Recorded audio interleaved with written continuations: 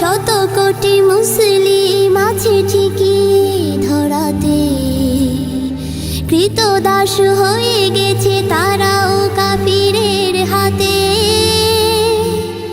সিংহ দেখে আজ পালায় না শিয়ালের পাল, ঘিরেছে তাহারে